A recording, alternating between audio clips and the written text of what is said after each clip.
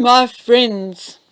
Today we are having a story time, and I'll be telling you the fairy tale or the fable of a baby born supposedly on the 6th of May in 2019. And the story goes like this. There are two hospitals in London who feature prominently in the story. The one is called St. Mary's Hospital. You know, St. Mary's with the Linda wing that had seen many famous royal children being born there, being photographed on the steps in front of the hospital amid cheers from a crowd of people. And the other is called the Portland Hospital. The Portland Hospital became famous when supposedly on the 6th of May 2019, yet another royal baby was born there. Well, the story goes as follows. Like with any castle in any fairy tale, these castles, as well as these hospitals, are inhabited by people. People who run and clean and provide services in these castles, or in this story, in these hospitals. Now, people being people, they get excited when something big is about to happen. And as these two hospitals, the St. Mary's and the Portland Hospital, are only 12 minutes away from one another, 1 point something kilometers, these people who work at these hospitals actually often get to know one another fairly well. They often take the same buses, they often go to the same grocery stores, and of course, they chat to one another. They compare their experiences, be it accidents, illnesses, and in particular, babies born in their respective hospitals. They often chat and they tell each other, oh, how cute, or what a difficult birth it was, and blah, blah, blah. The human condition, it's called gossip, or alternatively, just comparing professional duties or their day-to-day activities. Chatter. That's what it's called, my friends. Well, they chat to one another on the bus, in the grocery store, on the steps to their apartments, on the pavement in front of their homes, and in particular, when such a huge event is about to happen, they play all sorts of games. And one of these games they just love playing is called placing a bet. And like with many other people, the staff of these two hospitals started placing bets around this miracle birth. The bets were about things like, is it going to be a boy or is it going to be a girl? And as no one really knew where this miracle birth was going to take place, they also placed bets on that. And those bets were running at fairly good odds because it was 50-50. No, I'm actually lying. It was 33.33333% because there were actually three choices. Either the Linda wing at St. Mary's or the Portland Hospital or a home birth. So the staff started placing bets around these unknown factors. And the bets grew and grew, and the people were having fun. The chatter increased on the bus, the chatter increased at the grocery store, and the staff were more keen to see one another out on the road than ever before. And so, one day, it happened. Over the news, on the television, on the radio, and even with the first delivery of the day's newspapers to the hospital, the headlines and the journalists and everyone was shouting it out. It happened! It happened! The miracle child was born! Yay! There were cheers everywhere. It's a little boy! But the staff of these two hospitals were perplexed. You see, the staff of the Portland Hospital immediately thought, "Oh no, they chose St. Mary's after all. Oh no, we lost out."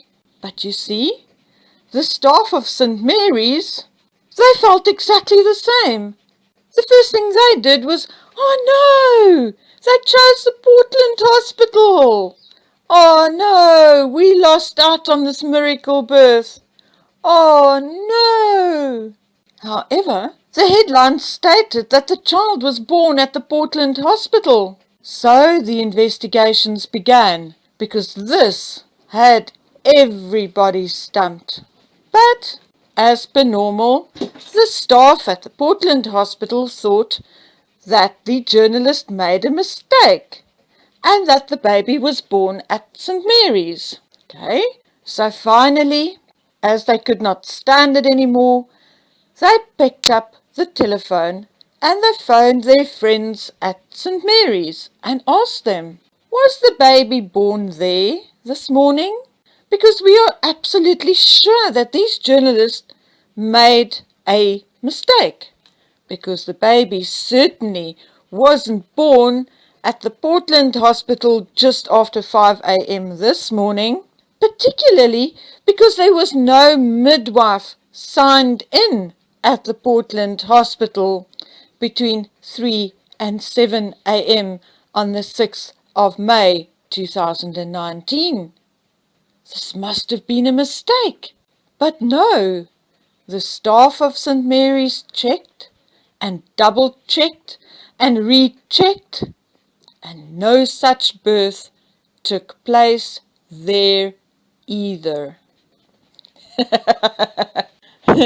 In any event, not just after 5 a.m. on the 6th of May. Okay, as an afterthought, the mystery grew among the staff of these two hospitals.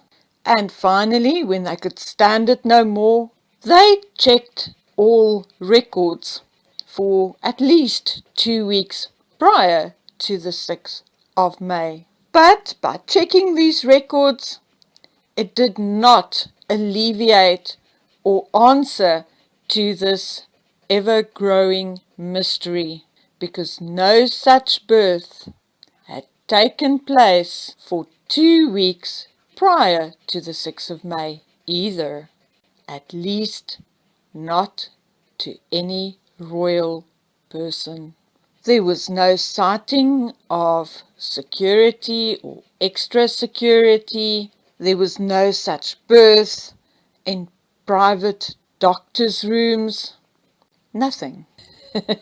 So, my friends, I'm going to leave you with this fairy tale today, and you can make of that what you will.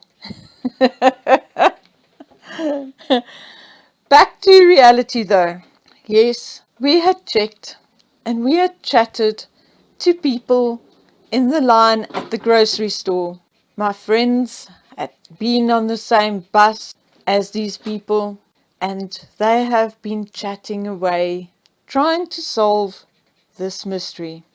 And all we can take from it is that no royal birth took place in either St. Mary's or the Portland Hospital in the early morning hours of the 6th of May 2019, and nor had any such birth taken place 2 weeks prior to the 6th of May.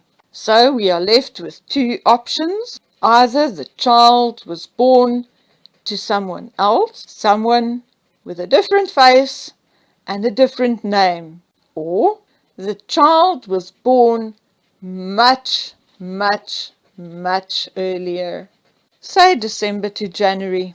And that may also explain why the child is now so eloquent, why he speaks so nicely and so clearly now. The other alternative, of course, is that the child was born somewhere else completely. Maybe a different country, maybe a different distant British town. We're not sure. But the mystery remains. with one fact known now, and that is that there was no such miracle birth at the Portland or St. Mary's hospitals on the 6th of May during the early morning hours. Okay, my friends, so that's it for today.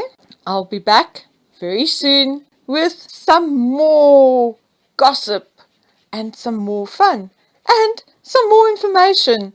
So I'm looking forward to bringing you all that. And until then, from me, it is bye.